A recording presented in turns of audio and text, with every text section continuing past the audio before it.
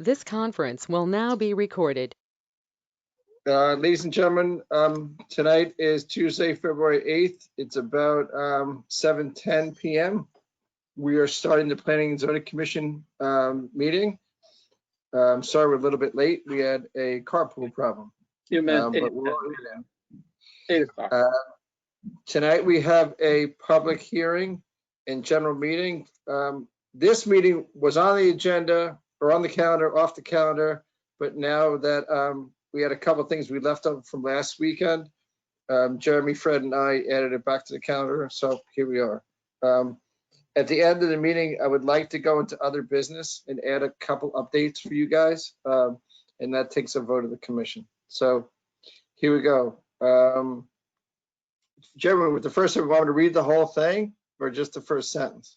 Just the first sentence would be fine. Okay. Public hearing. Continuation of public hearing regarding subdivision application number 626, land filling and regrading application number 478, Stephen and Enid Oresman at 49 Sunswyck Road.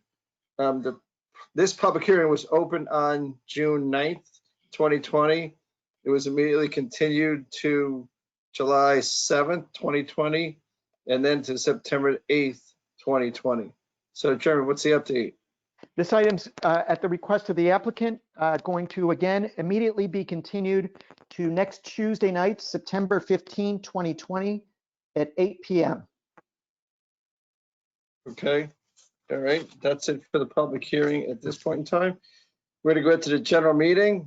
First time in the meeting is a carryover from last week. It's a mandatory referral number 2, 2020, Darien Board of Selectmen, Heights Road, request for a report regarding proposed lease of a portion of the Roten Heights train station parking lot to Metro North. We talked about this a little bit at the last meeting tonight. I think we have Kate Bush, also known as Kathleen Bush, who's the executive director, I think, of Darien. Town administrator. Town administrator. Yeah, I'll give her that. There you go. I take it you are the lead on this thing and want to explain to us what's going on. So I'll give you the floor first. You can explain it to us. I think we might have Jamie on listening in too. Good, Kate. What do you got? Sure. Several months ago, Metro North approached us, and they approached several other communities with train stations, asking if we could lease a portion of the parking lots to them so that they could relocate some of their employees and allow them to appropriately social distance employees from their Springdale station. Their original proposal looked at the outbound side near the post and also the back portion of Leroy West. We told them that we didn't feel the outbound side was feasible, but we were willing to consider the Leroy West proposal. We brought that to the Board of Selectmen. They were not, they did not look favorably on that. So we went back to Metro North with that and wanting to establish a good relationship with Metro North because we have some projects that we're looking to do in the future where we want them to be look upon it favorably. We asked them to take a look at the inbound side near the depot and see if there was a way that we could do something there that would meet their needs. The selectmen were willing to consider that. And so they've come to us with a proposal for the space they needed. Our town attorney has given them proposed terms. And so we're in the middle of that whole process. And I've been told that we do need the mandatory referral. We were taking a look at that, rereading the state statute language and think that that may not be necessary. We also have it on the RTM agenda for the end of this month because town council believes that they would need to approve the lease, even though it's not town-owned property. We do lease it from the state because there's not specific language in the lease allowing us to sublet it. He feels we need to go to the RTM. Okay. So at the Roten Heights train station, this area, and you're always allowed to correct if I'm wrong, this is the only pay station parking lot that's open prior to 9:30 a.m.? No, absolutely not. No. Okay, The, where's the other so one? on the other side, the upper lot nearest the post, that whole Right. section from the post all the way down to that little hill where the old building used to be, Yep, that's all pay station parking. okay, so why don't they go to that lot? Because what they want to do, they need to fence off the area, so that would require closing off that lot. You wouldn't be able to access the lower lot, the permit lot, from Norotan Avenue, from the on-ramp there.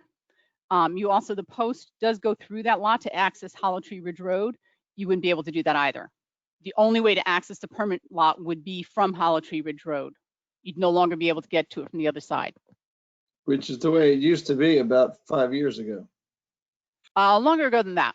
We used to have a fence that we would close off during the day, Correct. basically after the permit lot filled up, but we haven't done that in quite some time.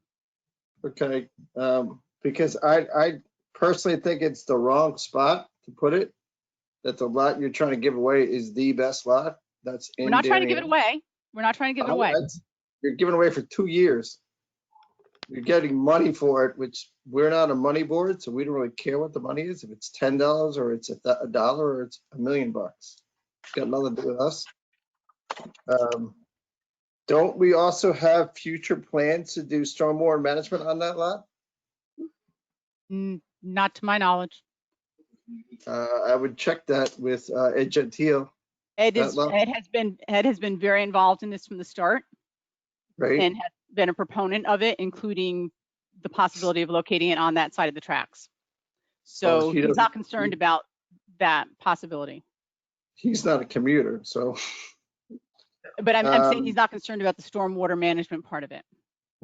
Because that is, Jeremy can chime in too if he wants to. There's supposed to be some kind of stormwater Cultec system put in that lot at some point in life. I don't know. It's not really been set in stone. Plus, it's got to get funded for.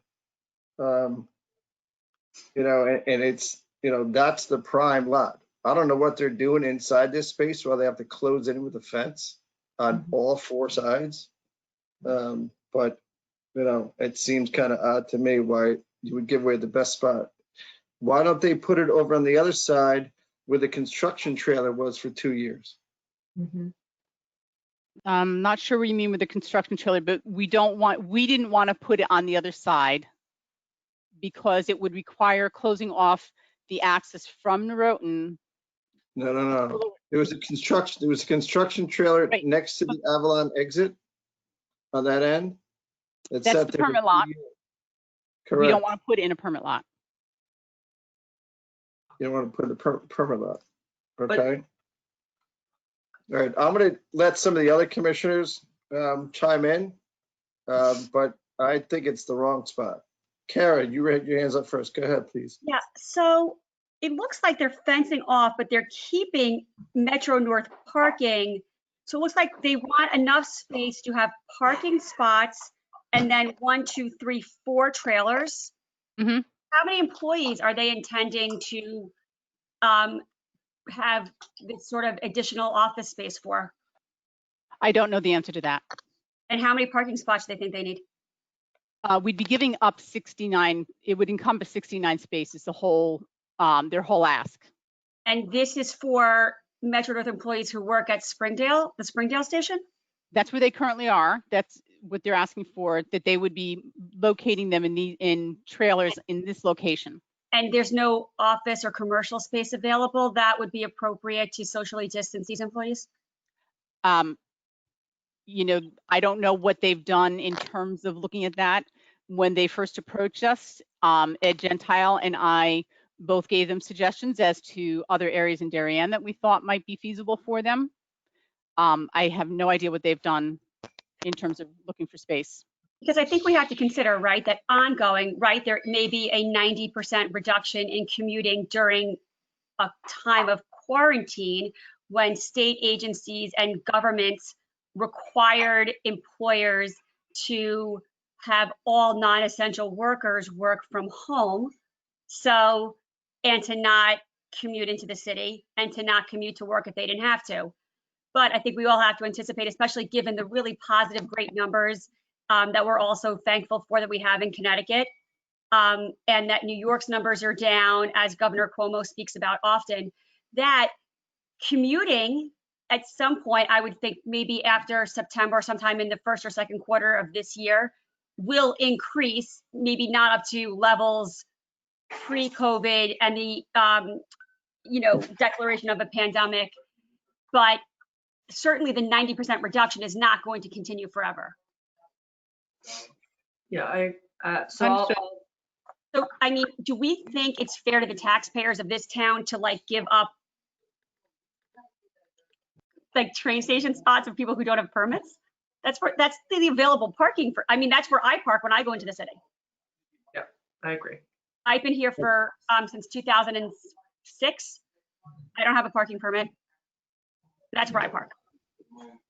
One clarification, Kate, you said 69 spaces that you're giving away, that you want to give away. Is that right? 69 spaces that we want to rent to Metro North. Because the draft says 50. The draft This is term 50 to 55, yeah. 50 to 50. Oh, I'm sorry. Oh, Steve, that might have been my draft. I might have miscounted. Oh, okay. Well, The all right. the math that we've done, the rent that we've proposed has all been based on 69 spaces. All right, well, I'll chime in quickly. I echo my fellow commissioner's sentiment. I think that's the ideal spots. I think as a real estate agent who's fairly successful locally, we're only going to see commuter numbers increase when we all get out of this COVID situation. I think the selectmen originally denied this area for a reason. I don't know what behind the scenes, how this came back as an ideal spot, but I totally echo, these are ideal spots. We're gonna start commuting within 2 years. If we don't, we all have major other problems. And I don't know why I don't know the reason that they need these trailers, but I personally need Darien citizens to be able to park in the parking lot that we lease from the state, and we have to do a sublease, which also makes me sort of confused on why I don't know, I guess you'll deal with that, but this is a sublease situation that do we have understanding of we're allowed to sublease? Because You usually can. Yeah. Usually. If I could just clarify something, this is not what the selectmen turned down originally. What the selectmen said they were not interested in doing was leasing a portion of the Leroy West lot. We then came back with a different proposal because Metro North was still pushing to get some space in town. So we came back with this proposal of the other side of the railroad station. What's wrong with the Leroy West lot? The selectmen were not interested in that as it's a town-owned lot. It's one of the few places, or it's the only parking lot that's town-owned. I don't get that. Okay. George, any comments? Yeah, I'm happy to chime in. I just think when we have a waiting list for parking spots of what, upwards of 10 years, as I understand it, to be giving up almost 70 spots, that does not make sense to me. It is prime spots for parking, as I understand it, and I don't think, we're not making it up on the other side. So I don't like it. I haven't heard a good reason why we should do that. I don't think a lot of commuters around here would be happy with that. And to be suggesting that, we're going to be dealing with this COVID for 2 years, that's just a notion that's anathema to me. I understand we may be in it for another 6 months or so, but I don't even want to think about having to deal with this for 2 more years, and that we won't need these parking spots doesn't make sense to me. And why they need them? Don't they have space at Springdale typically? There's always construction going on there. And they've also cut service to the other stops off of the Springdale line, such as Talmadge Hill. And so, I mean, there's ample space in Talmadge Hill, and there's available commercial real office space in Sanford and Darien. They can work in an office. I don't know why office workers need to be in trailers to be socially distanced and have that many parking spots. You can't fit that many people in the trailers socially distanced that they're proposing. Just to add to And I don't know the, why they need a connection to water and street sewer and an additional new pole for metering by Eversource for a short-term lease. I mean, the expense to, to do those connections seems to outweigh the short-term lease. But that is not a concern of ours. That's their issue. It's a concern. Larry Warble also chimed in. I'm going to quote what he said. I will not be at the meeting tonight, but I have strong reservations regarding the request from Metro North and do not support allowing the proposed lease. And Jim Rand, he also sent in a document that was well read that he doesn't support it either. So, Jeremy, what do you want to do? Sorry, Kate. And I think it's a really bad idea. I don't know who came up with it, but. Well, the only thing I'm going to say is, as I said, we were hoping to develop a positive working relationship with Metro North, and we do have some concern that as our lease with the state has expired about a decade ago, there is the possibility that Metro North could go directly to the state and get the property, and we won't get any rent for it at all. So That's why we were willing to try and work out a deal with them. I'm sure we could run that. Pretty sure to me, it's a land grab. And if they want to grab land, it's less local control, which is what we all do. This is not in accordance with the town plan and conservation development to be given away 70 parking spaces for that we can take out of our housing stock. So Jeremy, what do you want to do? I guess, Steve, what I mentioned to Steve earlier today was that I double checked with Wayne Fox about the need for a referral. And we reread Connecticut Statute 8-24, which I sent off to the commission earlier. And we discussed the fact that this is not municipally owned land. So technically, even though we put it on as a referral is not required under the statute. So one option would be certainly not a formal report going back to the RTM, but certainly we could, if you want me to write up a letter noting that it was discussed at the September 8th meeting and 4 members were present and none were in favor, it's not an official report, and I could note that it wasn't an official report and no official vote was taken, but that reflected the general theme of the commission. I don't know also if you had any feelings on other sites. I know Kara mentioned the possibility of office space, if there's other train station sites that you can think of that if there is a circle back in a month or two that you would find more acceptable. I would put them on the north side, the south side of the tracks next to the depot and have a lane go through it. I would put them on the south side of the tracks on the western end. And you can close off a half an acre there. You don't like it because it's permit, Kate, but there was a trailer there for 3 years and there was nobody near it. Wait, I'm sorry. I'm still confused. Why do why do the employees have to be there specifically or by a train? Are they getting on the train to go back to work, or are these workers like an admin can be anywhere, right? I'm just confused on why this has to be next to something that the citizens of Darien needs to access. I mean, I get it. We could look at other spots, but there's a lot of commercial real estate owners that are citizens of Darien that would love to have tenants. So I just need to wrap my head around that. Other than our suggesting some other sites to them, we didn't get into that with them because that's not our purview. They were looking for a lease from us, and we looked at that issue. We didn't ask them. I'm so sorry.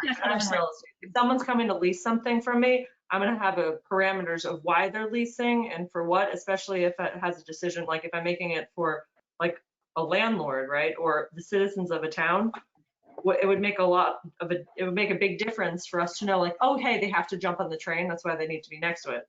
You tell me they don't need to jump on a train, I'm going to have a little less empathy for giving up spots, right? Anywhere.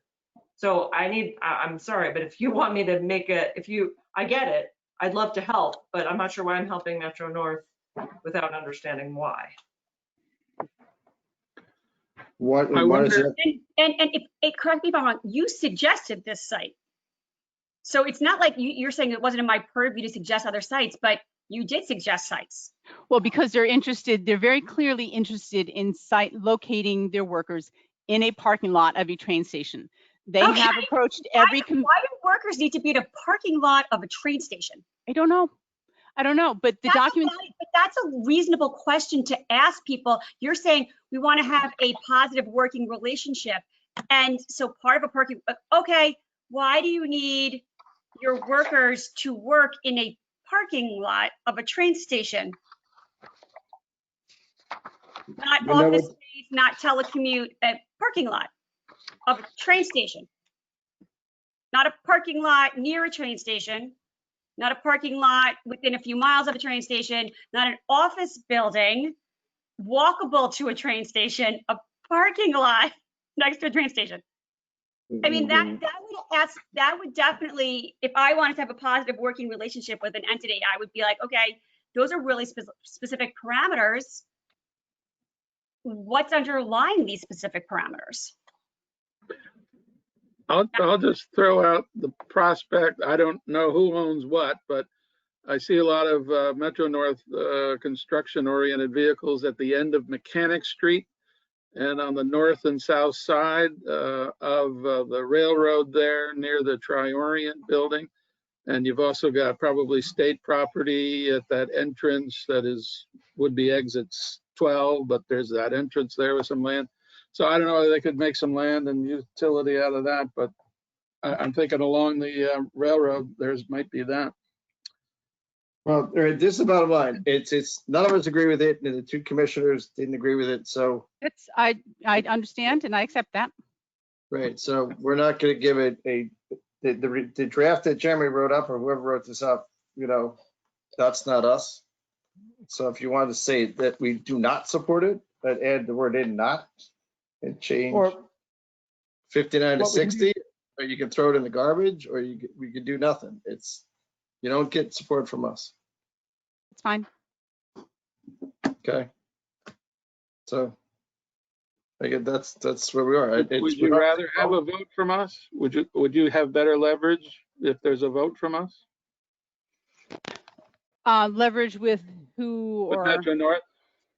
Tell them this is how strongly they felt. Okay. No, I think it's entirely possible that based on what I'm hearing tonight, that we may go back to them and say it's not going to happen. Okay. And let them, find their space, whatever they need elsewhere.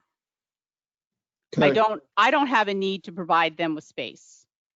We'd like to try and work with them, but if the, government of the town is not willing to do it, that's, I can accept that. If you went to Leroy West, I wouldn't have a problem, but you guys don't want to go to Leroy West, so it is what it is. All right. I would have a similar problem with Leroy West myself. Still a lot of parking spaces. Okay. So I guess we beat this to death. So why don't we just move on? Ray, is that okay with you, Kate? I don't know what you want me to tell you. That's fine with me. That's fine. All righty. All right, moving on. Next item up for bid. Thank you, Kate, for your time. Good night. Next item up, amendment to subdivision application number 164B, Christopher and Stephanie Muller of 2 Eddy Lane, request to allow planning and landscaping maintenance work within a designated conservation area and open space. We got this file 2 weeks ago. And what it is, it's Eddy Lane backs up to Clock Road and it swings around to Dixon. When the subdivision was done in 2009, they dedicated this open space that's behind it. If you look at the stuff from the Mueller that was submitted this week, it shows it in detail. So that's a recorded, it's also recorded on the land records of open space and mutual agreements, and it goes for, there's a bunch of people that benefit from it. But Fred, I guess you've been closest with this. You want to explain why we're looking at this thing? I think Yeah, sure. the house, I've been to the house before. One of my space softball coaches was there, or baseball coach was there. It sold, and then it sold again. So the guy who built the house knew about it. The next guy knew about it, and this guy maybe doesn't know about it, but they do now. Oh, That's right. So Steve, you gave a pretty good overview. When the subdivision, when the Eddy Lane, it's a 3-lot subdivision that was created 2005, 2006 timeframe. And when that subdivision was created, there was an open space parcel created on the south side of the lot and a conservation easement area that was created on the north or west side of the lot, the backyard essentially. So these areas compose of the backyard buffer area between the adjoining neighbors and the side yard area adjoining the neighbors in that area. And Steve correctly noted that the neighbors front on both Dickinson Road and Clock Lane. So these Clock Ave. Clock Ave, correct. yes. So this open space area and the conservation area essentially provide a buffer to the neighbors. And like I said, that was created at the time the subdivision was created.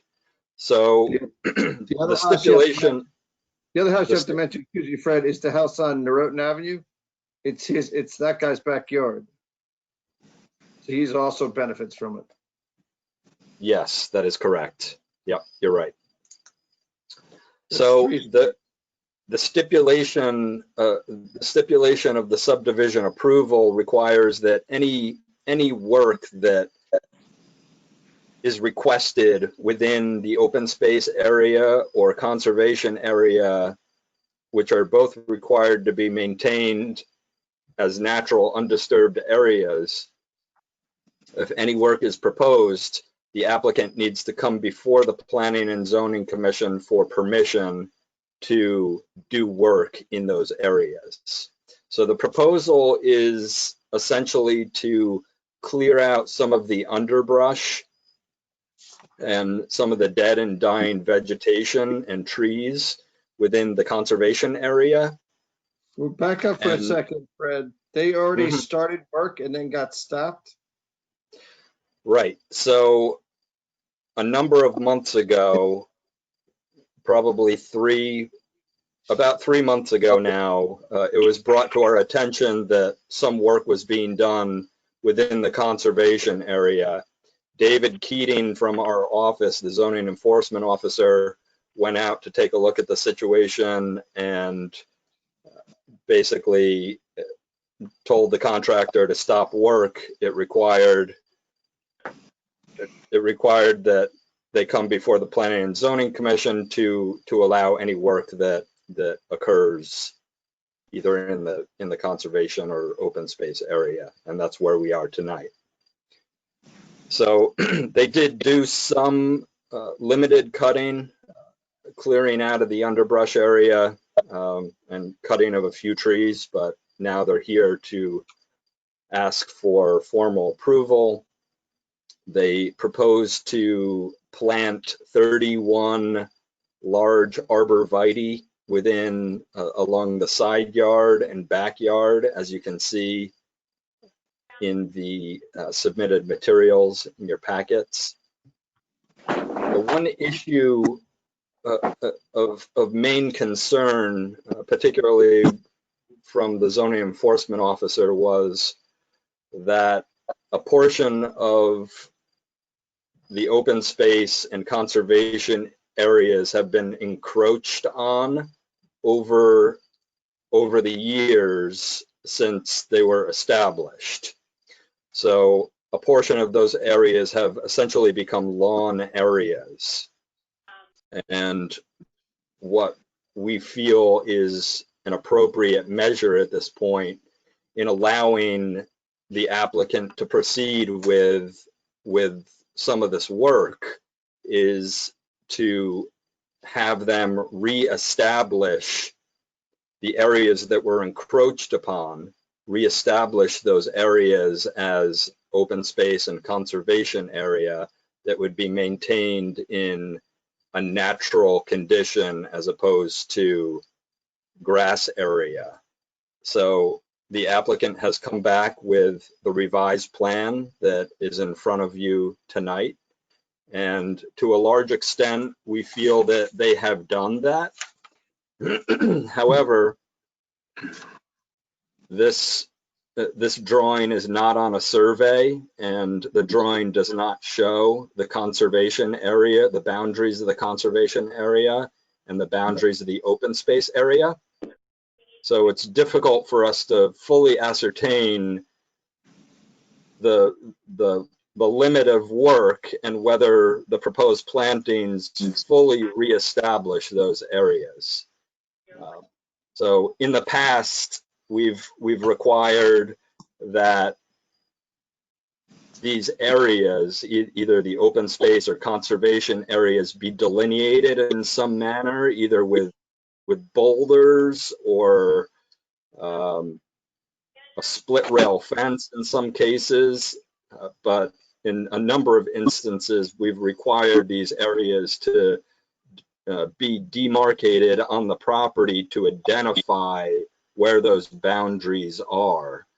The applicant notes in their narrative that they will place some boulders in these areas to help demarcate the area, which we think would be helpful. The only question that remains in my mind at this point is, like I said, the boundaries are not delineated on this map, so it's difficult for us to fully ascertain where this planting is occurring.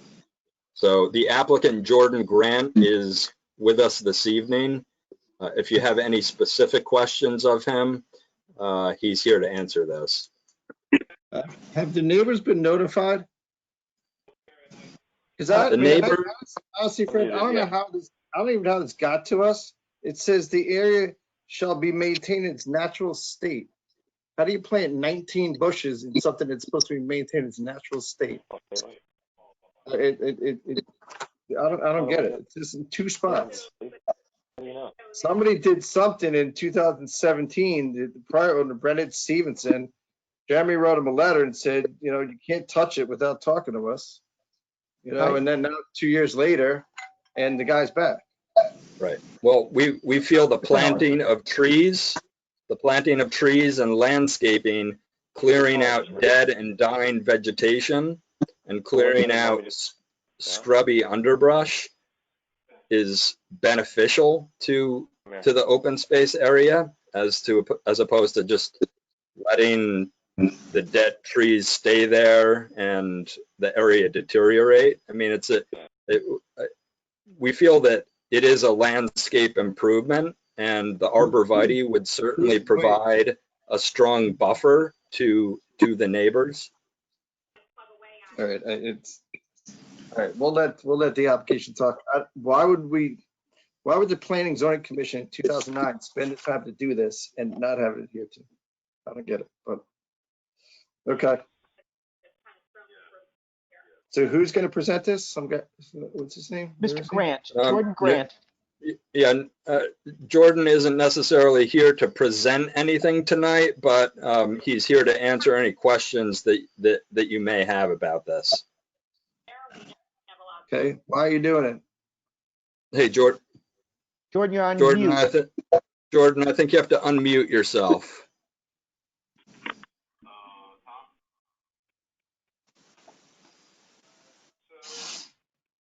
Okay, go ahead, Jordan. Okay. Yeah, hi, everybody. My client wasn't there in 2017, so I'm not really aware. So you have to say your name and what you do for the record. I'm Jordan Grant. I'm president of Minuteman Land Services, based in Norwalk, Connecticut. So you're the guy that started the work a while ago and then got stopped? Yes.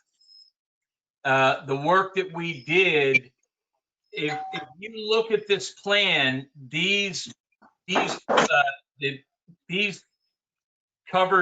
protected spaces are delineated by 2 dashed lines on the plan. So they're not demarcated really dark, but if you look at them, they connect in the top right corner. That dashed line and the dash. Can you just, what page of the plans are you referring to and what dash lines?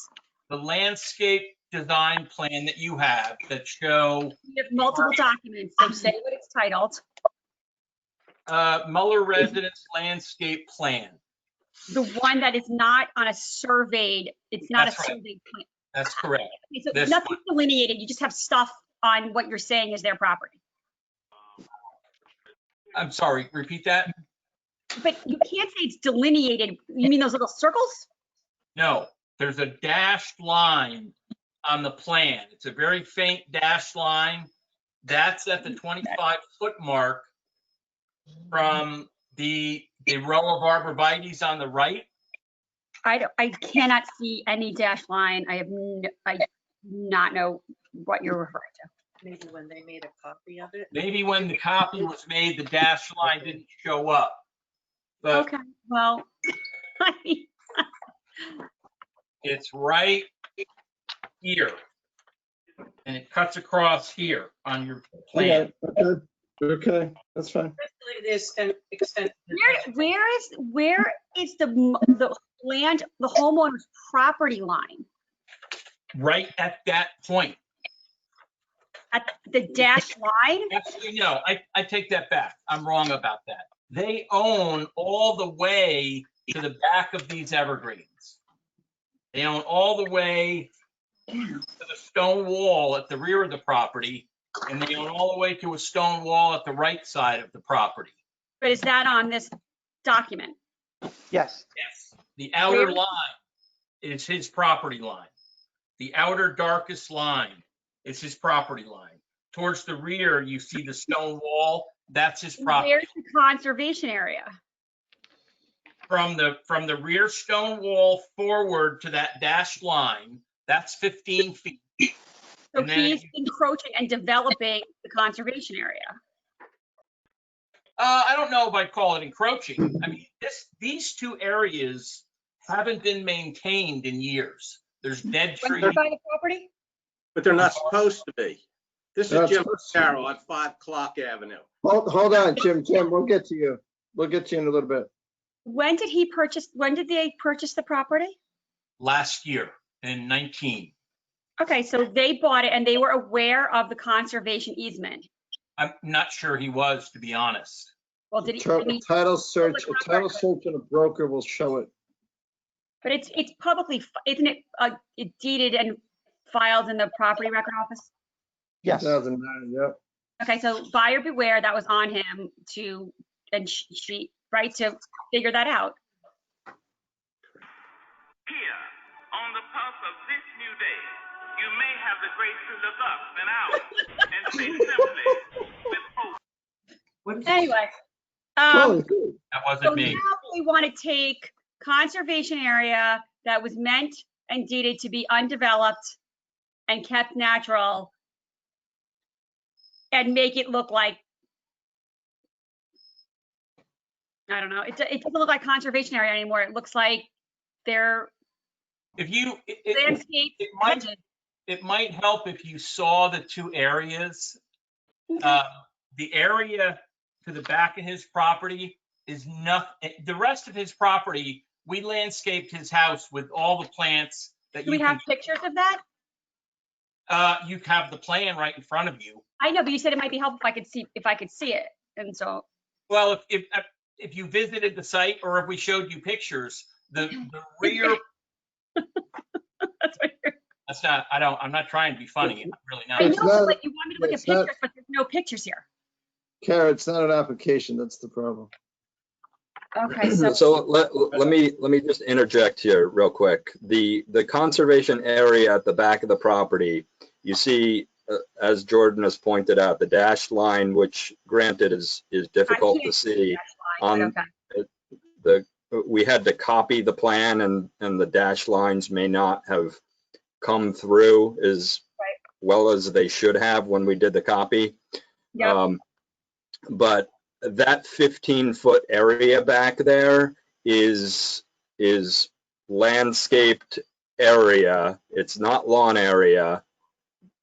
It's been maintained in a natural, undisturbed state over the past number of years. The real issue with encroachment occurs on along the side property line, which is the open space area. So it's a little bit. So on this document, where is that?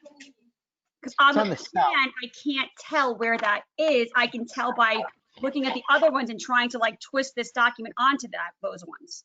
So if you turn the page. Yep. So if you turn the page, you should see a document that looks like this. Yep, I see that one. Yep. Okay.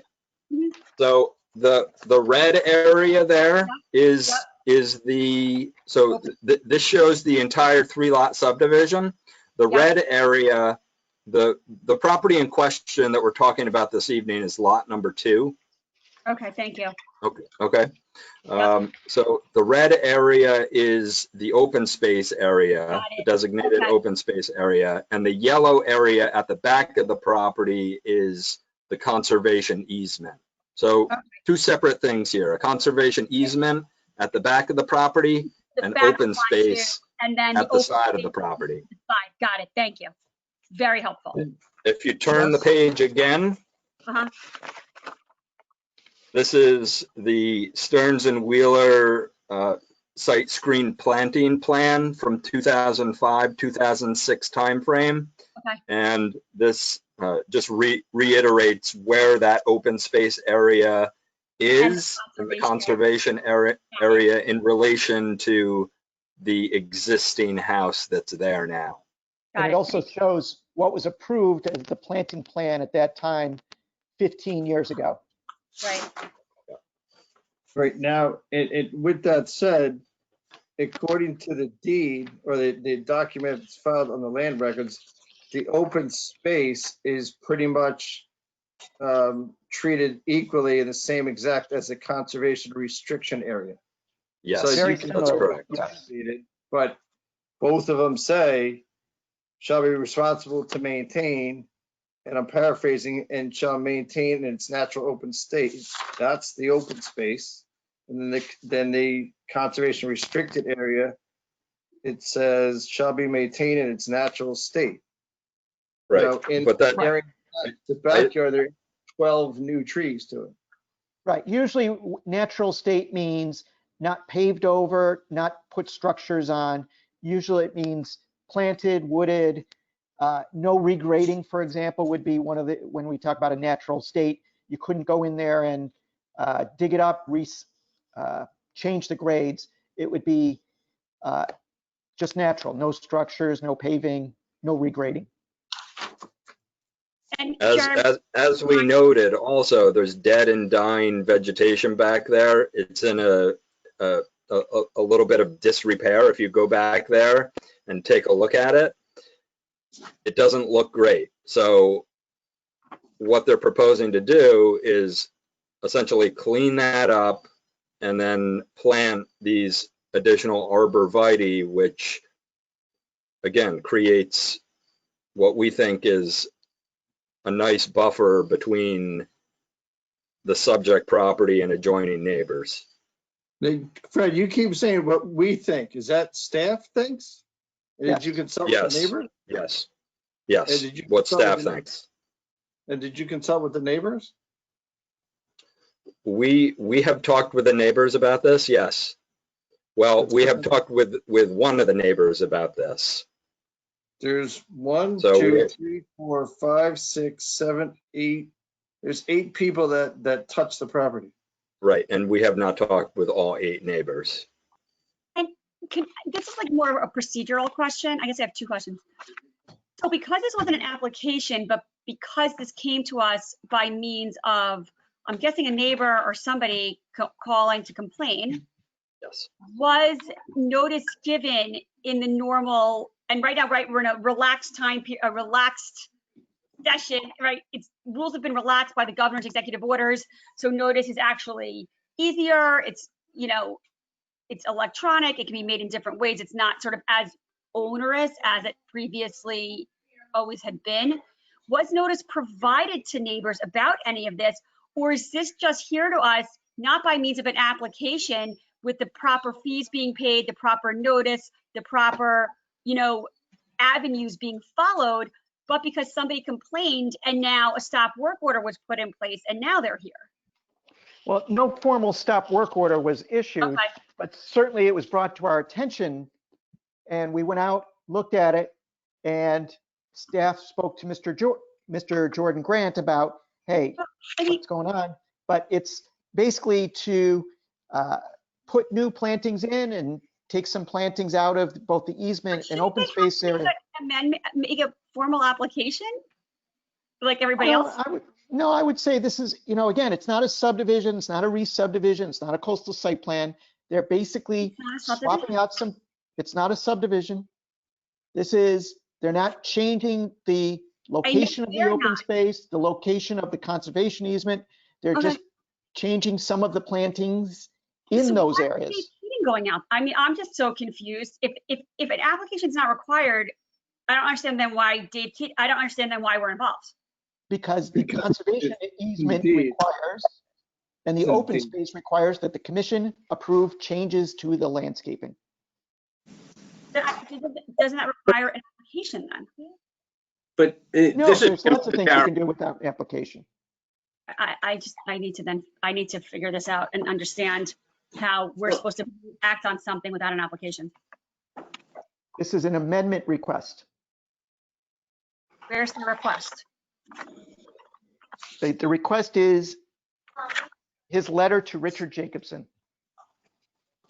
All right, George, Jennifer, you guys have any, hold on, George or Jennifer, you have any comments on this thing, questions? I don't get Kara's concern. I hear that it's going to clean up and improve some vegetation, and I don't have a problem with it. But I don't understand the process and the procedure here. Like in terms of cleaning stuff up, I'm all for it. And obviously if it's their own property, which I think was, clarified by their applicant, and, clearly, Mr. Grant was able, described how this was all being done on their own property. I don't have an actual issue with what they want to do. I'm just sort of confused about why we're here and why we're involved. And I'm trying to understand the procedure. That's my issue, is the procedural issue. That's it. Wait, Jennifer, any questions? I'm fine with it. I think it'll look better once this is done.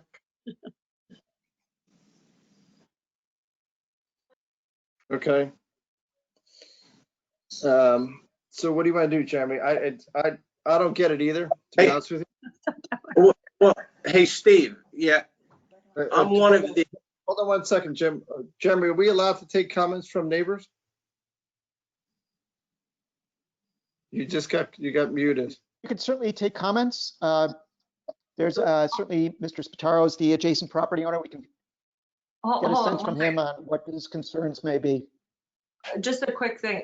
So isn't it, Jeremy and Fred, it's because I see these a lot, right? So isn't it because of general provisions A, right? So what happened was a neighbor said, hey, something's going on over there, brought it to your attention. And because A may or may not have been, they may or may not have been in violation with general provisions A, that's why it's brought to our attention. That's what I understood. Because if after an inspection made pursuant, right, we inspected it, right, you saw what was going on. Obviously, it hasn't been maintained properly, and or hasn't been maintained, whatever, and they want to improve it. Isn't that why? Kara, if you look at A, I think general provisions A. Would that be what why? document? Those are I guess that's a Schedule A. What is that from the deed? Open space and conservation restricted area and streetscape easement declaration made 11th of August, 2009. Okay. Let me go back to the question, Chairman. Can we listen to the, get public comment? We get public Yes. comment. Yes. Yes. Yes. Mr. Spataro, you are here. You're adjacent Great. neighbor. Great, thank you. Just say your name and address, please, Jim. Sure, it's Jim Spataro at 5 Clock Avenue. Okay, and Yep. the first time that we heard about this was when Mr. Jordan and his crew were actually in my backyard pruning trees. Okay, and at that time, he had said to me that, oh, we're cleaning out a lot of the dead brush. We're gonna replace some of the pine trees there with evergreens. Okay, he said, he's done work for the Mullers before, at another location. Okay, it was great. And now all of a sudden I'm looking at this, where you're going to put 19 giant arborvitae. That means my yard is going to be boxed in on the backside. I have there are large trees already back there. Originally when this open space was granted, the contractor planted pine trees and forsythia back there, okay, to make the property, natural. And now what it looks like here, according to this planting survey, they're landscaping back there. So why don't you just let them go right up to the property line with grass? I don't understand. It was supposed to be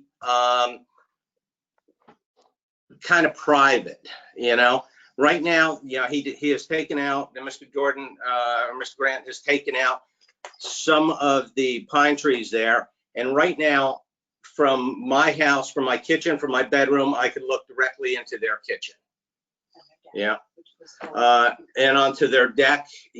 When you put 15 or 19 arborvitae along there with the size of the trees that are already back there, and I don't know if you guys can see it, but this is a picture of my backyard looking at theirs.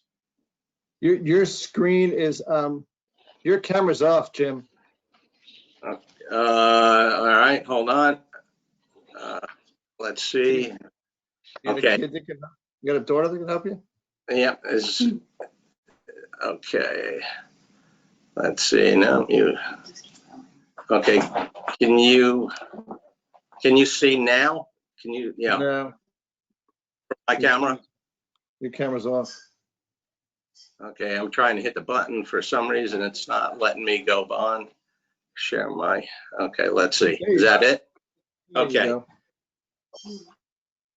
So this is a picture of my backyard, looking over the fence, and you can see that now I can see into their kitchen. They can see into ours, and we can see into our bedroom. I'm all for putting some of the arborvitae in there, but 19 of them will block my, it'll block everything. It'll be like me living in a box. There will be no light. I won't be able to see, through, and have a panoramic view all the way down, which is what we originally had, when there was no houses there. So, I don't, How long have you owned that house that you're on? We've been here. I've been here since 2000, I guess. Well, we're here 17 years. Yeah, so I'm here 17. Okay. Hey, Jeremy, me personally, I think it should have been an application. Because I mean, I don't get it. There's legal issues in here, and I don't get it.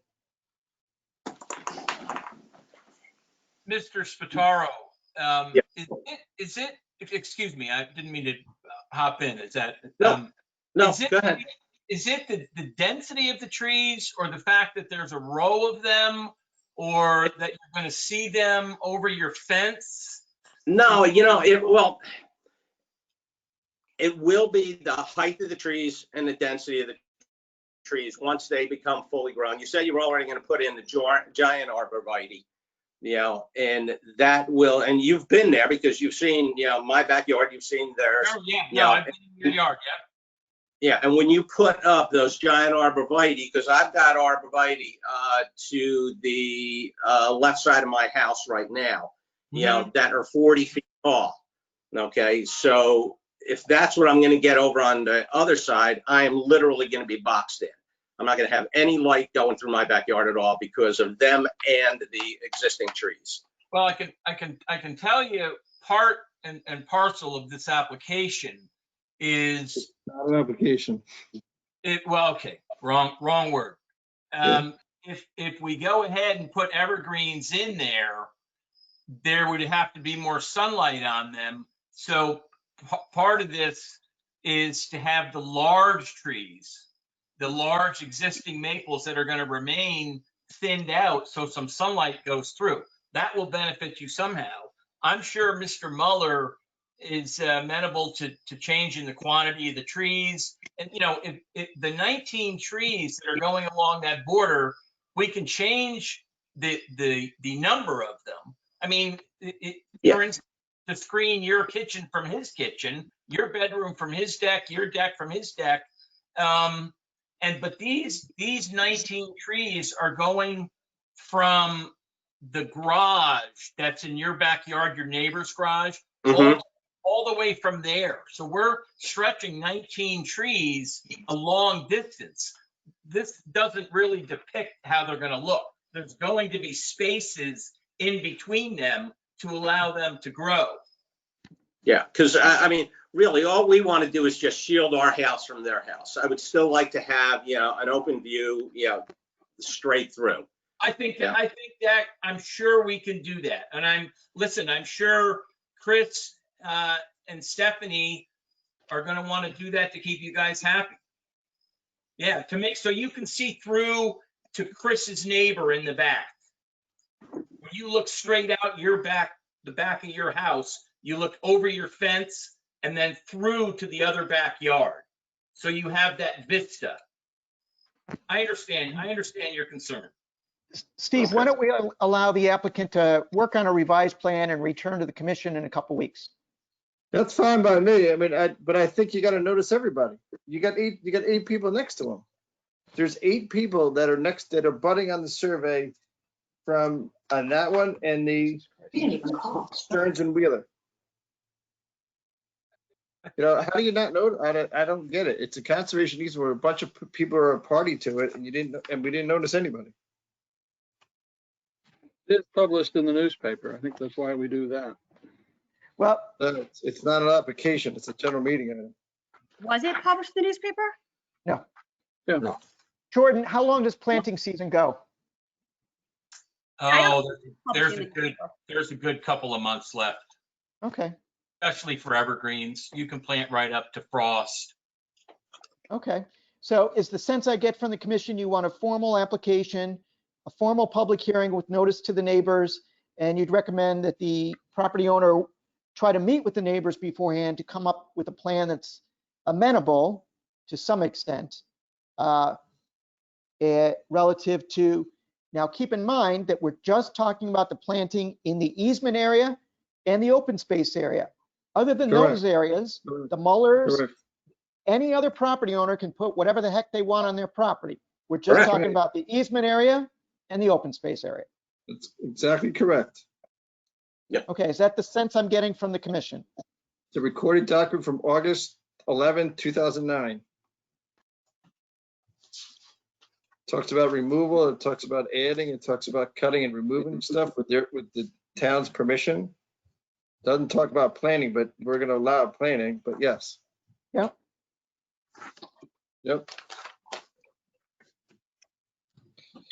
Is there all the commissioners agree with that? Yes, Jen saying yes. George? I wouldn't require all that, but what am I going to say?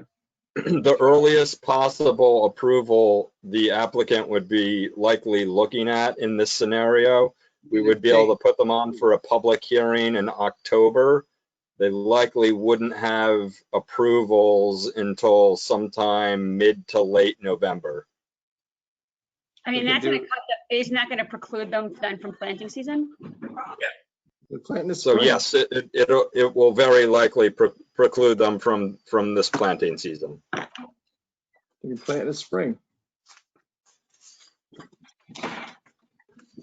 There's a whole bunch of people that were party to this. The only thing I'll throw in here is there are currently, Fred, because you've been there, along the conservation easement in the back, there's unsafe trees and shrubs. There's high trees that are broken off and dead. If we ask permission to go in and clear just these overgrown trees and dead trees, you will have a clear shot right through to everybody in that back road. But here's the thing, right, like, as Steve just pointed out, the clearing of brush and removal is deeded. And so we didn't create the timing issue and sense of urgency. Your clients did, right? Like, they bought the property knowing that there was a deeded restriction, knowing these trees were old. I mean, the trees didn't become old yesterday. He's only been there, he hasn't been there a year. He might have been there a year. And I know Right, he but did an extensive renovation. I'm saying he knew the deeded restriction and he knew the trees were old when he bought the property. And therefore would have asked to trim and cut and remove for at least safety reasons. But he hasn't asked, he started to do it. I don't know. I mean, I feel for them. What we removed, and Mr. Spataro actually saw it, we removed maybe 3 small saplings. No, I know. This is a problematic deed restriction, right? That we're all stuck with. No, we're not stuck with it. We have to enforce it. Right. I don't think it's that problematic though. It's not that different than lots of deed restrictions. I mean, It happens all the time. it happens all the time. Happens all the time. And the timing of planting season. I mean, that's what makes it problematic. That's not our problem. I know, just. It's in the file from 2017. They've been talking about this, May 18th, 2017. It's 4 years. That wouldn't have been my client. But if you did a simple search, if you went to town hall and asked Jeremy, you would have told it would pull the file in 2 seconds. Got you. Right? You didn't. Right? You started cutting out stuff and you didn't. All right, that's my recommendation. It sounds like Carrie, you on board? Jen, you're on board? I am. I feel like this is tricky. All right, that's it, Jeremy. Okay, we'll work with Mr. Grant and the property owner on assisting in pulling together an application for a public hearing in October. Perfect, thank you. Thank you. Thank you. All right, next. All right, last week we closed a bunch of hearings, and on the agenda there was it said if time was available, we were going to deliberate on those hearings. We punted it to this week. So what we did this week, the reason why we're having the meeting, is so we can deliberate and possibly decisions on a bunch of on 4 of the hearings we opened last week. 1, 2, 3, 4. On 4 of the hearings that we opened and closed last week. So that's where we are. So in your packet, you got drafts on these 4 items. It was my request of staff to try to see if we can move these things along because we have a full docket after this, and that's why we're here. So the first item up is a special permit application number 310A, the Handwork School LLC, doing business as Make Modern, 1985 Boston Post Road. This is the little store that was Puritan on the corner of Norotan Avenue and the Post Road. They have, kids coming in and out. We had a whole bunch of charts on things. So Jeremy and Fred wrote up a draft. The draft talks about the number of the students that are capped on item 14, it talks about the special events at birthday parties in item 14. It talks about the spacing between classes of 30 minutes so one class can get out and a new class can come in. It talks a little bit about the dumpster. What we're talking is the dumpster is enclosed by a fence. So the woman last week that said she was going to go out there with her college-age son and move the dumpster, that's fine, but it's already enclosed inside a fence. What we typically do with fenced-in dumpsters is make sure that the doors are closed so they're not visible from the street, and so they look presentable. This document says that now the doors have to be closed versus being open and visible from the street, which is the same thing as an example we did with Ford Fishery and the butcher shop, and we probably also did it with the new dairy and playhouse redo. So that's where we are. The other thing it talks about is there was the email that went back and forth supposedly from the Norotan Presbyterian Church and School, and they're going to have off-street parking over there. And then we didn't get a copy of that email. This talks that we're supposed to get a copy of that email that's supposed to explain to them. I never saw it. If you guys did get it and send it to us, but I'm told that you guys saw it. Right. You may recall Erica, who's the business owner, said, "Oh, I can get it to you." The commission closed the hearing, so this is a requirement that it be submitted to staff, obviously post-hearing later this week, and we will get that and include it in the file.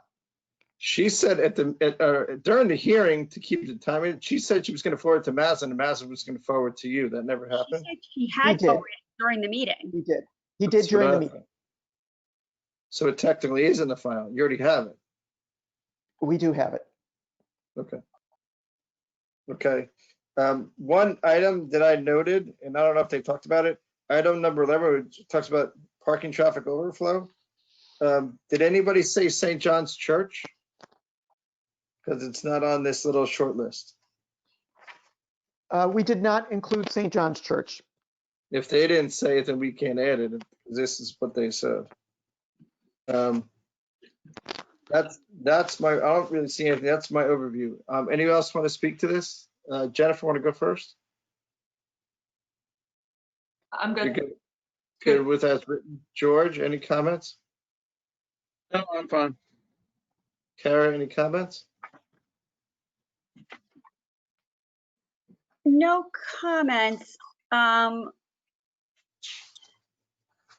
No, I mean, obviously, I hope with the evening classes on Fridays and when there's, the high traffic area for the other restaurants, that, there's safe drop-off areas for the kids. But, I mean, parking continues to be my concern, and especially parking and dropping off young children when the back parking lot, to me, doesn't look appropriate. There's no turnaround. I know, George, I think you're more familiar with it than I am, so I will defer. I would be uncomfortable dropping my kids off if there was a lot of traffic, especially on the post road, but. Right, Kara, we did include condition E. The area into the building, and I think what they're doing is, I mean, the crafts and the lessons seem to be just very high quality. But yeah, parking and sort of safety of children being dropped off is my issue or a concern for me, but anyway. Right, one of the conditions was condition E, which puts a limit on events between 6 and 8 p.m., Friday, Saturday, and Sunday. I mean, that's part of the schedule, and they're enrolling people now, so I don't know how that works. Well, they will have to live up to the conditions in the resolution, or they'll be coming back just like the last applicant did. Okay, good. That's great. Thank you, Jeremy, for pointing that out. Jeremy, in the testimony, they said that all kids go in the front door. I thought I said back door. It was a little unclear to both me and Fred, and so we didn't put anything specific in which door, because that was, as you've acknowledged, a little uncertain. They talked about security and making sure kids don't run out a door, but if you look at paragraph 13 at the bottom of page 3, that talks a little bit about the doors, the fact that they use the front and back door to allow people in, but the business operator noted the need at times to keep one of the doors closed for security reasons. Okay. I thought she said all the kids went through the front door. Because that's the need to park the park. I don't know if it matters. I think some of that was COVID procedure as well, but Yeah, we can't always be in COVID, No. that's for sure. All right, so it looks like there's no changes to it. What was the other thing? There was one other thing I was thinking. And everyone, the 4 commission members here were at the hearing last week, got caught up, watched it, all set. Yeah. So I would entertain a motion to approve as submitted. Kara, is that you? Yeah. Looking for a second? George is a second. All those in favor? 4-0. Okay, that's done. Next one. It is, where are we? Contentment? Next, yeah, that's where I'm going. Coastal site plan review number 327A, flood damage prevention application number 376A, land filling and regrading application number 379A, Courtney and William Platt, 43 Contentment Island Road. This is the application where they're putting in a new pool and a small kind of adjacent patio area. They're going to do a little bit of rock blasting. There's not a lot of patio going to be added because there's already an existing big patio there. Jeremy and Fred allowed them 1 week to do chipping and hoe ramming. If they need more than that, they have to come back. There's no blasting being allowed because they are taking out a little bit of ledge. This is Wagner Pools, who we've approved stuff for them before in town. I didn't see any Scribner's error or any adjustments or changes to it. George Riley, anything on this one?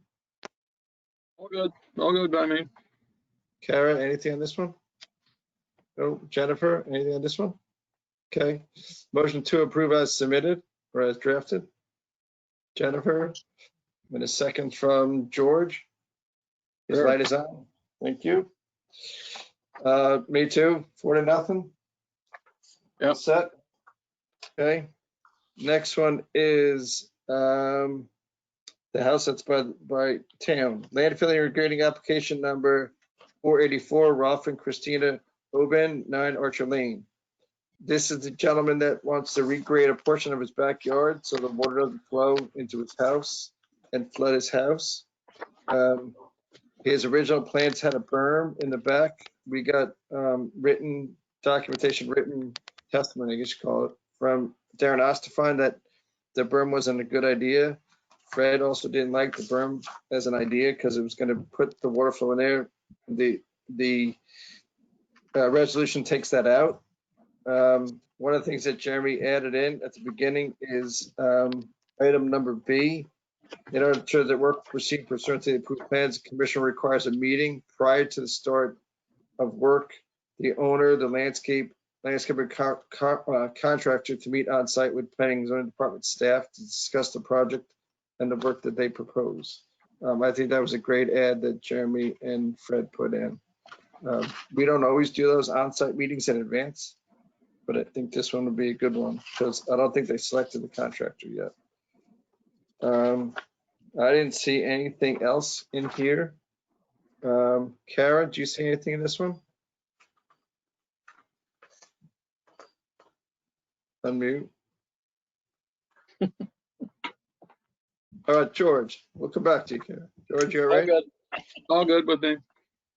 Kara? No, I just felt for this homeowner, it seemed like a really challenging situation, and they seemed very amenable to everything, so I have no issues with this. Jen, you okay? Okay. Okay, looking for a motion to approve as submitted. That's Kara. seconded by Jen, right? Yep, all those in favor? 4-0, done. That's good. Next item up for bid. Also, site plan review number 129A is an Apple flood damage prevention application number 127A. David and Kareem Austin, 76 Arrowhead Way. This is the old dock that the guy wants to replace with a new dock in the same exact spot and the same exact length. The only difference is I think it's going to go from 3 feet wide to 4 feet wide. The catch on this one, at the time of the application, he did not have Army Corps of Engineers approval or DEP approval. I think it was pending. So this is a little bit of a cart before the horse. But our resolution is contingent upon that. It says approval from the dock number item F. Approvals from the dock from the Army Corps Road shall be submitted to P&Z to be included part of the recorded prior to the issuance of a building zoning and building permits for construction of the dock. So I think they covered it. George, any questions on this one? All good? Jan, any questions on this one? No. Carrie, you good? Okay. Motion to approve as submitted. Looks like George, his microphone's open. Yep. Jennifer's going to second it. Second. All those in favor? Look at my hand. Wow. 4-0. Okay. Next. All right. Those are all done, right, Jeremy? That's correct, Steve. One thing I want to reiterate is that the public hearing we covered earlier tonight for 49 Sunswyck was immediately continued to September 15th. For anyone who's still on the meeting that's interested, it'll be next Tuesday night, the 15th. Okay. Then next we're going to go to deliberations only. This is going to be the Pear Tree Point School subdivision application number 627, main filling excavation regrading application number 482, Hans J. Mendy, trustee of the 2005 Irrevocable Kiermaier Trust at 90 Pear Tree Point Road. This again is the old Pear Tree Point School. It's about a 5-acre piece of land with the old school on it. They're going to subdivide it into 4 1-acre lots. It's in a 1-acre zone. We asked them to do some different things about easements and paths and the dock. We satisfied the neighbor that's to the right, that's not going to flood their property. And then who's the guy that spoke last week? Mr. Blackman. He was concerned about the dock having 4 docks in front. Wilder had that changed to 1 dock in front. So now it's only 1, which they call a community dock, but it's a private community of just 4 people. So it's not really a community dock. I think, didn't Wilder say that they were going to do an HOA? Yes. They have to do some kind of, among the 4 houses, they got to do something that splits up, who's going to pay for what on that other piece. You're correct. I think the final application. Approving the dock. We're approving the area. There's no dock, no DEP application, there's no Army Corps application, there's no nothing. They have not done that yet. This is subdivision and then a regrading. So I think they did Any a good dock job. in the future would require subsequent approval by the Commission, DEP, and Army Corps. And if they change the houses around, Yes. they could build these houses. Like, what's the one, the 5-lot subdivision we did in like Tokenique? They started one of the new houses. They could build these houses with these footprints, as soon as the approval goes through and pull the building permit, unless some potential buyer wants to build a custom house and move stuff around. Then we would see it again. Jennifer, want to go first? I don't know if I want to go first, but generally, You okay. can pass. Want to go last? I'm gonna pass on going first. George, you want to go first? I'm happy to say I don't have a problem with it. I see less impervious surfaces and intelligent storm management plan, it appears. So I don't see flooding as an issue, and I don't have any other issues with it. They're providing what open space they're supposed to. Some nice amenities. I have no problem with it. Okay, Kara, any questions? Comments? No, I mean, obviously it's sad when a lovely school institution goes away, but this may be a less intensive use of the property, and keeping with the character, you know, I don't want to say character, but keeping with, you know, the other things in the area, you know, it's you know, it's not something, you know, that's gonna be way out of the norm. And the neighbors don't seem to have an issue with it. It doesn't seem to, you know, create any coastal area or wetland issues, or, you know, a tremendous amount more of impervious surface. So it is what it is. Okay, thank you. Jen? I agree. I just wanted to go back to the stormwater thing. I think it's great. I think it's Okay. less than So it 10 feet. sounds like the four of us gentlemen that we're asking you to draft an approval for the resolution, a resolution of approval for the site. With all the Will do. bells and whistles we need. Yep. Thank you. Next up, approval of minutes from July 14th. The minutes Yep. are pretty fat, but there's a lot of resolutions in here. The first one was the first one we talked about John Vaccaro's new 2-story or 2.5-story, 3-story apartment building on at the old International Tile. And then after that, it goes into our deliberations for 34 Old Kings Highway. So we have a resolution for 34 Old Kings Highway. We're not allowed to change that anyway. Then we have flood damage wrench for 14 Raymond Street and 14 Raymond Street's resolution, which we can't change anyway. Then we have the Glen Liquors going into that, and then Glen Liquors resolution, which we can't change anyway. Then last we have the 22 Seagate, was that house that they're knocking down and rebuilding. Then it goes into Tokenique Trail, that application, that's the guy that built the garage and added to his house. Vaccaro's stuff. I always look for my name, and at the end it talks about, it is the first time I brought up this desegregate Connecticut thing.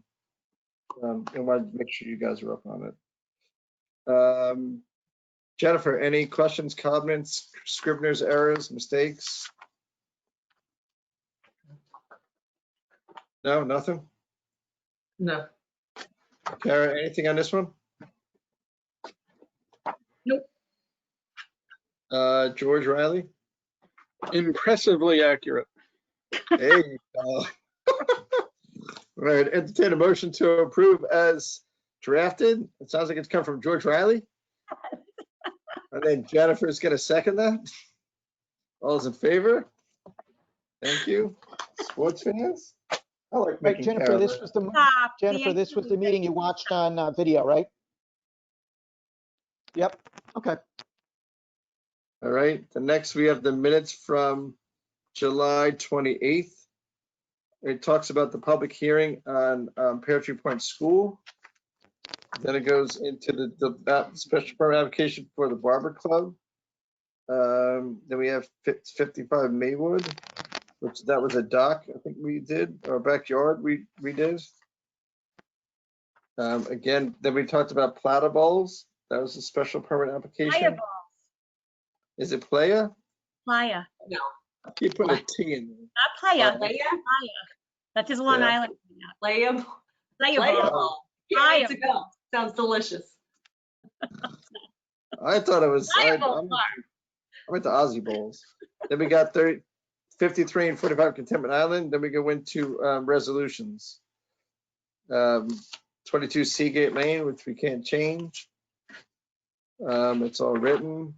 Then we got 5 Tokenique Trail, which is the one with the shed that we can't change.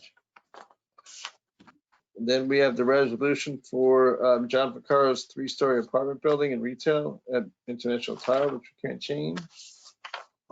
And I think that's it at the end. And then we talked about deliberations. That was all light and easy. The deliberations are talked about at the end. And then Contentment Island, approval of minutes. George Riley, any questions, comments, Scribner's errors?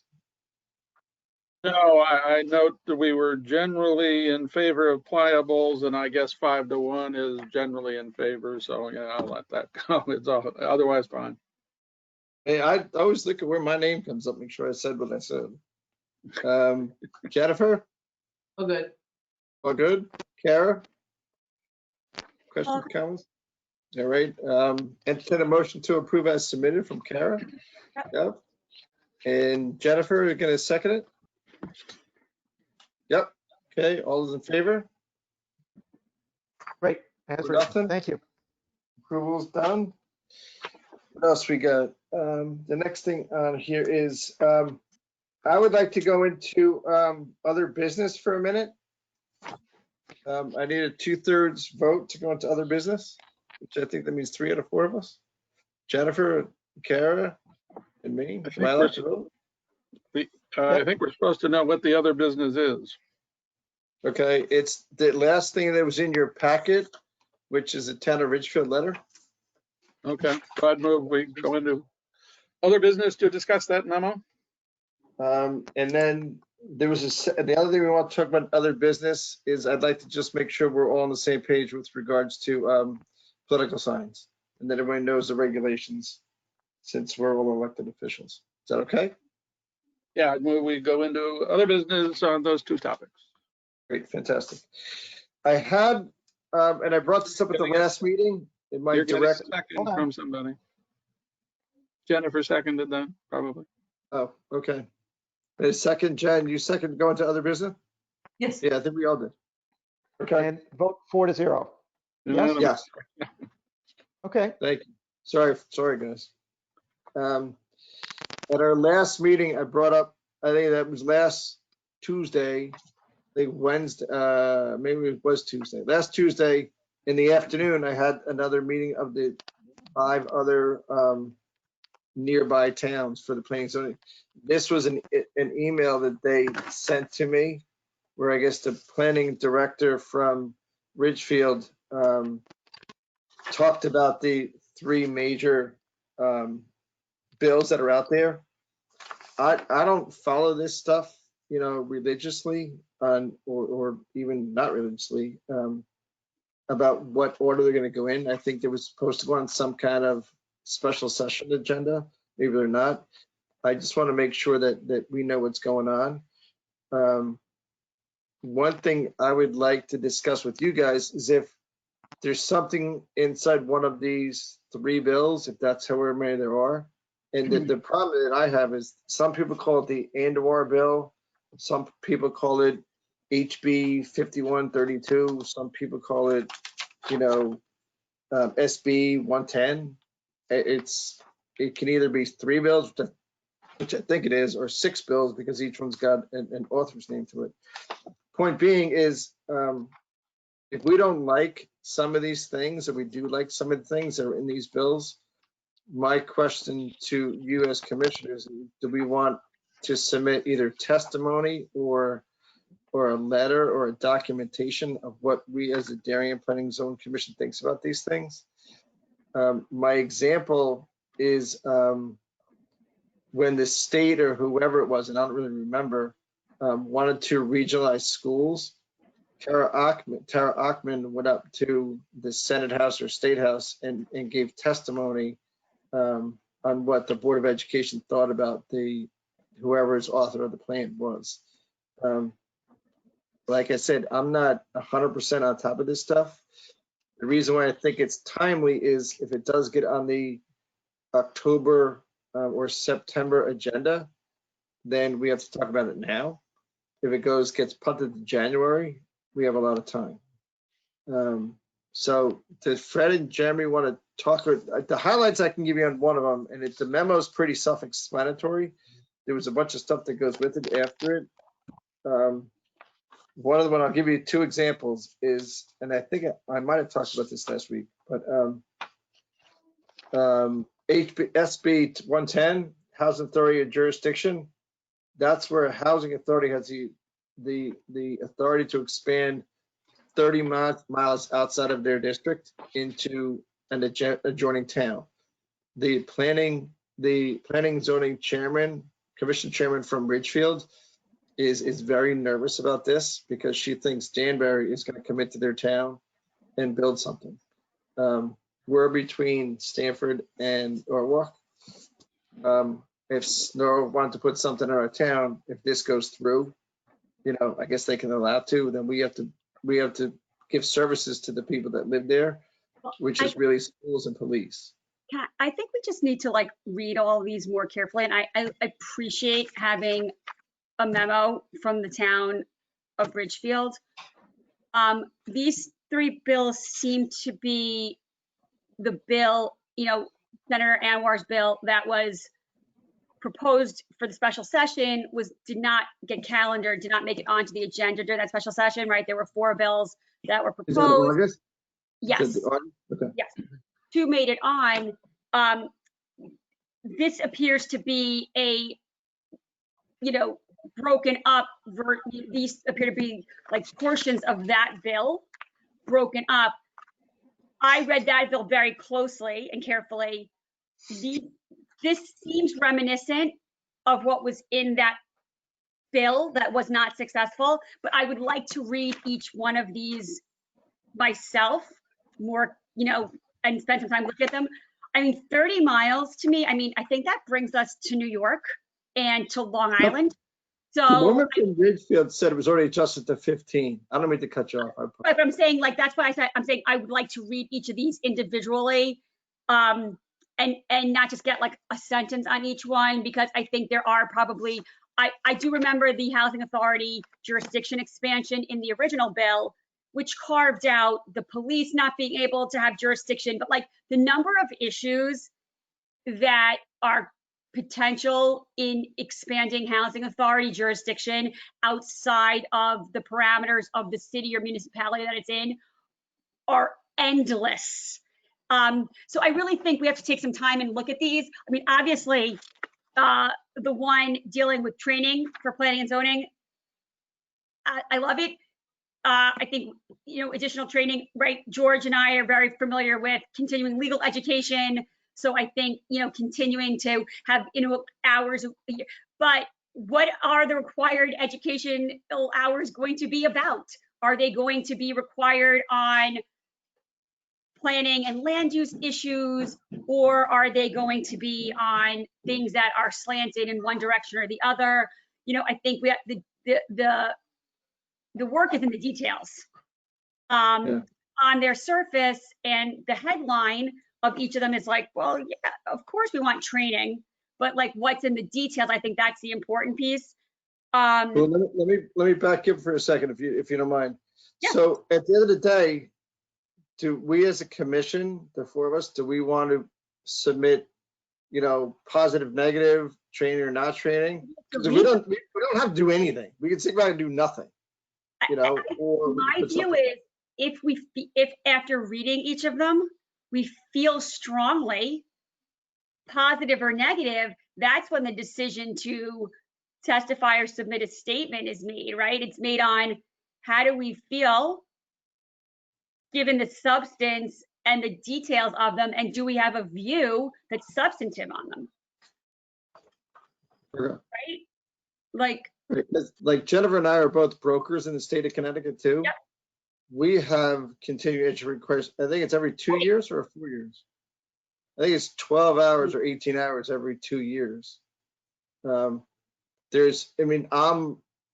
company pays for me to get done, and it's every 2 years. So there's a cost associated with it. Let's read the details on all of them. Okay. Jen, any comments? Well, there's a lot more to this bill, but unless I'm reading it incorrectly when I pulled it up on the state level, like there's a lot more to this. So there are aspects of this that I don't know. I just, yeah, I feel like it would probably be a good idea for, can we come together to discuss this? And I mean, how does it work? I mean, are we allowed to do that? At a meeting. We can do whatever we There's want. just a lot more to it, right? There's a lot more aspects than just these particular parts that have to do, unless I'm reading it incorrectly, there's some green aspects of this that are very interesting, that have nothing to, that aren't highly controversial, like, and giving builders, but then there's also things on mental health, there's things on homelessness, there's things on trailers. I mean, there's a lot to this that it's confusing, it's all put into one, but I guess this is what happens often in politics, that there's lots of things put into one bill to get things approved or not. So yeah, I don't know, Kara. I mean, I feel the same way. But there's a lot to it. Like there's these hot button items, but the community character part as well. Jeremy, I'm seeing you shake your head. There was also character was used in the bill at one point. So I was confused whether that was meant to be in the bill. And I wasn't sure. Like, do you know what I'm talking about, Jeremy? There's the word character used. Right. The original bill was quite lengthy. I think my suspicion is they've started chopping it up into smaller, more manageable pieces, which, as you acknowledged, Jennifer, might end up being put back together to deal with different topics in a mishmash. And I can certainly start tracking down if there's updated versions of any of these that need to come to your attention. Certainly the memo from Ridgefield is dated end of July. So certainly there might be something more recent, and we can send that off to you via email over the next week or so. Okay.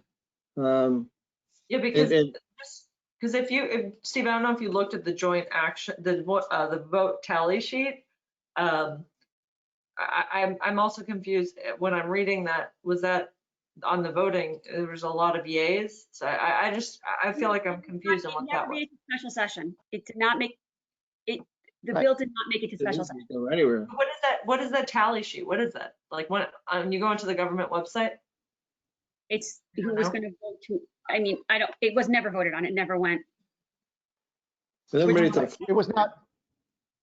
No, never made it to the floor. It never made it to the floor. I'm going to add one other thing too, but George, you want to chime in first? So yeah, I don't think this is going to see the floor of the legislature until January anyway, but that will get here pretty quickly. I suspect that Darienne's going to have a spotlight on it in this whole topic. I think it already does. I don't know if you folks read the Connecticut Mirror, but just today there was a very unfortunate sort of piece by a former Darien Times reporter about an instance of clearly racist type comments by maybe a Darienite, whatever.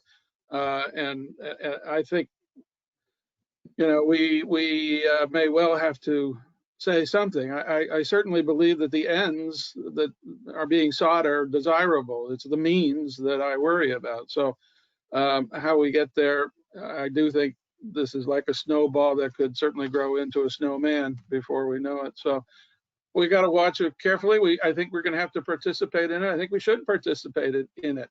It's important to this town, and this is our field here. So, but as Kara and Jennifer say, we got to know more about what we're talking about. Okay. I mean, I personally would like to participate along those lines. And Jeremy can chime in a second. The CEO of Darien is Jamie Stevenson, the first selectman. She may want to take the lead to take our comments. We would give our comments to her. Maybe she would put in some kind of memo, or that's where it's different relative to the Board of Education. The Board of Education and the first selectman are two different sides of the house. So the Board of Education should talk. We're like underneath the first selectman. So we can either do it ourselves. We are independently elected. We're independently elected. Agreed. We have our own authority by statute. So we can do it ourselves, or we can put it up. We have to look at, you know, what are the avenues to submit written or spoken testimony. I believe when members of CDSP and the Board of Education Ms. Ockman, I could be wrong, but I think others who had given their elected office in the State House ceded their time to them. I don't know. I think we have to be granted time by Bob or someone else. Like, I don't think we're guaranteed unless we want to wait on the line, as part of public testimony. But I think we'll have to look into that and figure out if, officials who have a seat at the table and have guaranteed time will cede that time to us on a position, to Steve, you, or if we have them read a written statement we prepare. But I think we have to, look into all of those logistics as well. The only thing I've ever seen along these lines is you guys are smart. It's, smart on this stuff too. HB means House bill, SB means Senate bill, right? So what I've seen in advance, and it came from, I think, Terry Wood, if you want to submit testimony, you have to email it in or post it some webpage like a week in advance. Yeah. So, so if I can't just walk up there and talk off the cuff, or anybody can, from my knowledge. I mean, I might be wrong, but I think you have to put it in advance and then present it. So that I'm not doing anything in advance as the chairman of the commission without your guys' blessing.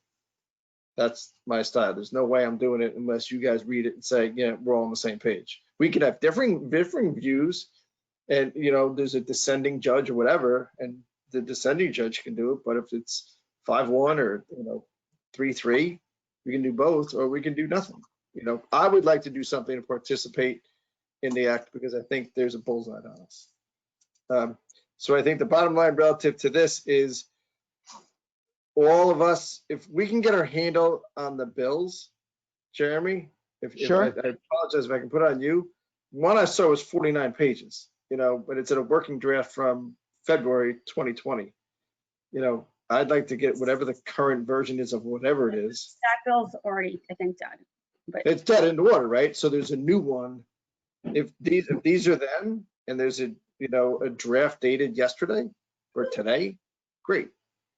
That's what I would like to look at, not something that's 2 months old and sort of been weeded out. So if I can put that on you, that would be great. Sure. You got And it. then, somebody, and the other thing I would ask you too, Jeremy, if it's up to you, if you want to reach out to the other 5 planning directors, like whoever this woman is, Karen Martin, maybe somebody already did some of this stuff. I don't want to, repeat work. Yep. Fred and I will figure it out. Yeah, and the last one item that I got from these people, or I just got an email, I think today, from Danielle Dobin that said the woman Sarah Bronin, who I think is the lead on this thing, invited me to speak to her group on September 15th. So she was asking us, as the other 5 people, do we want to talk about what Danielle Dobin is going to say to Sarah Bronin on the 15th, which is a week away? how would we know what Danielle Dobin, she's the chair of Westport P&Z, right?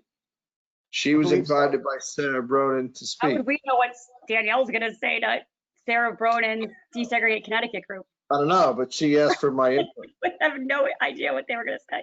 I don't know. I mean, I could go by her previous speeches at her Why is Westport So White public event and her public statements there, but I can't tell her. I wouldn't know where to. Me neither. I don't think we need to get involved in that in the next week. I wouldn't know what to even say, because I mean, she has public. I'm just sorry. I'm just full disclosure that you guys know what I know. That's all. Wait, I'm sorry, will we just have a seat at that table for that conversation? You can go to any of Sarah's events, they're public events. No, but what was the invitation particularly for this one, Steve? It's supposedly there's one of these Desegregate Connecticut groups on September 15th. Oh, it wasn't like, here, let's have a conversation as with. No, the email, and I'll send it to you guys, or I'll send it to Jeremy, he'll send it to you guys. Sarah Broner wants to talk to the other planning and zoning commissioners about this, what she may or may not say at the September 15th thing. Oh, I see this, Kyle, okay. She can say what So, she wants. So, just to go back to, so, Jeremy, so what is it? So 8-2 Zoning Enabling Act, that's Yes. where this is, right? So that's what this is the, basically adding clarification to that, right? So that's where the recycling's also in that. Hold on, like, what's H-2 mean? What's H-2 mean? That's the Zoning Enabling Act, which this is basically looking to that. If you look at the language, it's very similar. Proposed bills. Yeah. So HB 5132 Yes. is basically a reflection on 8-2, Jeremy. Am I correct in this? Okay. That's So my 8-2, understanding. if you read it, Kara and George, like lawyer read it, because it's very lawyer speak and it makes my brain spin. It's very similar to what they're writing. I just don't know what the new edits. The HB 5132 It's already been enacted. That's current law. They're looking to amend it. Right, so it comes from, right, this is the original, does that make sense? It comes from 8-2, so if you look at That's what they're trying to amend. All right, I got you. Yeah. Exactly. Right. So have you read 8-2? I mean, there's a lot to that. What? Yeah, that's current law. Yeah. So that was the one from 100 years ago. Yeah, I mean, yeah, there's a lot there. So you can read a bill from 100 years ago, but I would focus. Right, I would focus on 5132, which is going to change 8-2. Right. But there's a lot in that it's a little convoluted because you're dealing with stuff that, again, I mean, they're amending it, but there's a lot to this that's outside of this controversy. All right, so to keep the keep moving along, we want to study these three bills more. And any others that are related, yep. And any others that are related, which if there's another one pops up, someone tell me what it is. Right now, I only know these three that are on this memo. And then after we read them, we'll get our collective comments together. And as George, what was your word you used, George? Participate? I think it was participate. Did I? I don't know. It sounds. It was a good word. But I don't know. I liked it. All right. So it sounds like you guys want to, throw your hat in the ring and do something. Outside of whatever the first selectman's office may or may not do, because we're our own independent body. Right. Okay, great. Then the only other business item I wanted to just read it. If you guys remember, we changed the sign regulations a year ago. We had all those presentations from Ben Chaudler. It was really kind of sparked from I would say Shake Shack.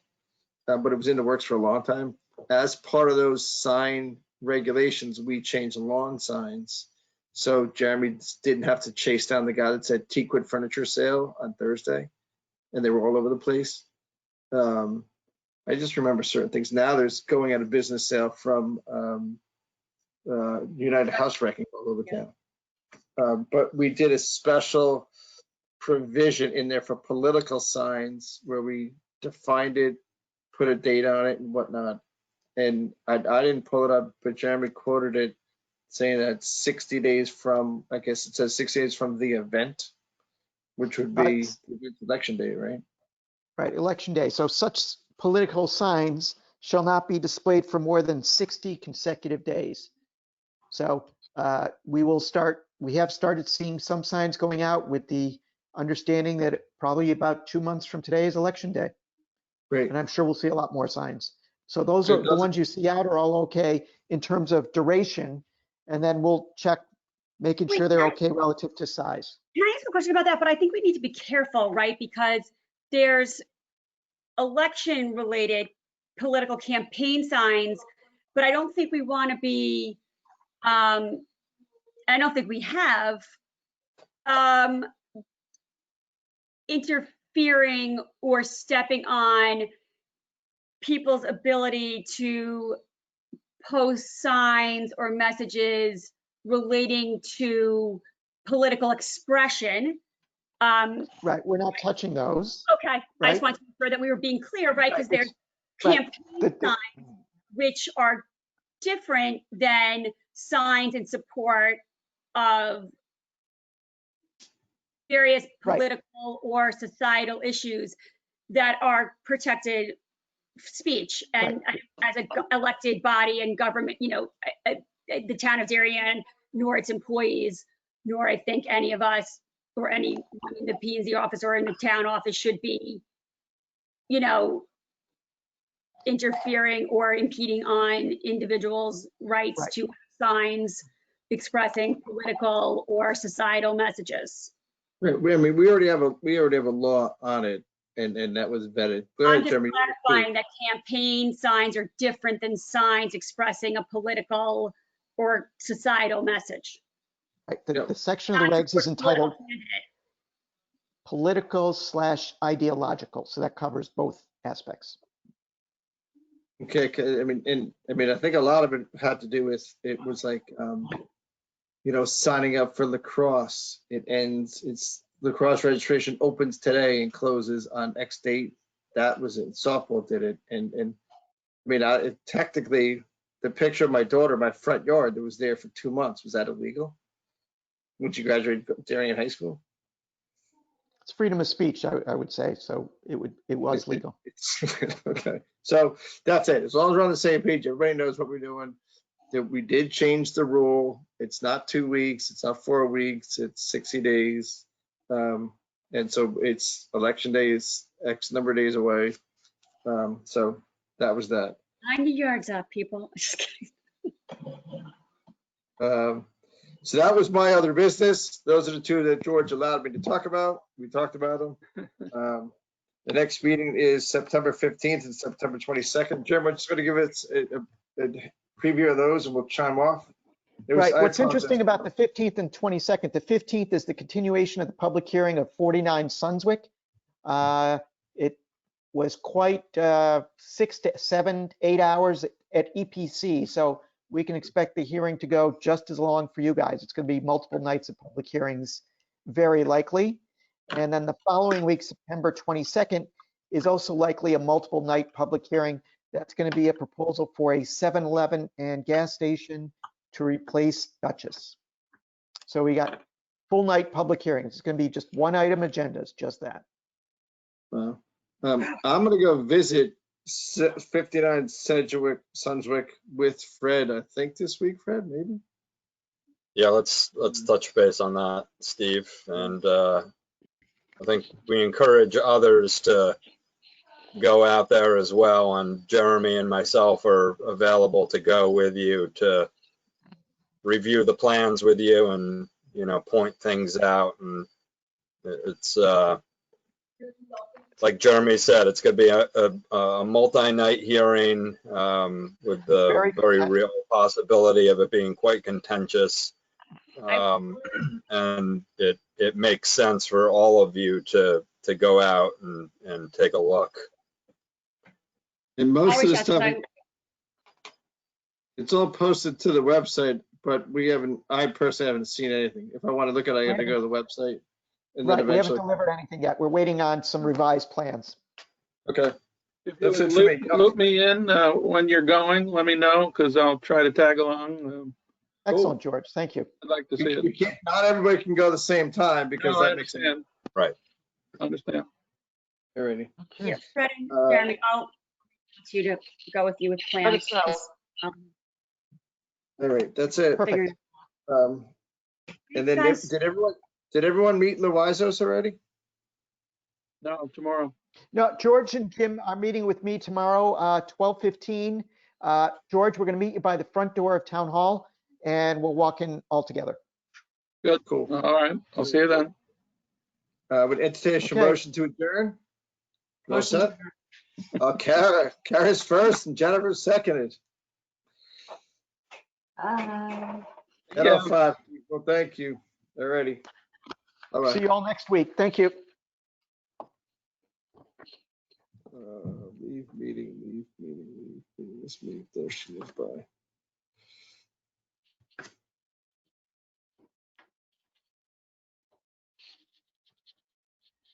Okay, Jen?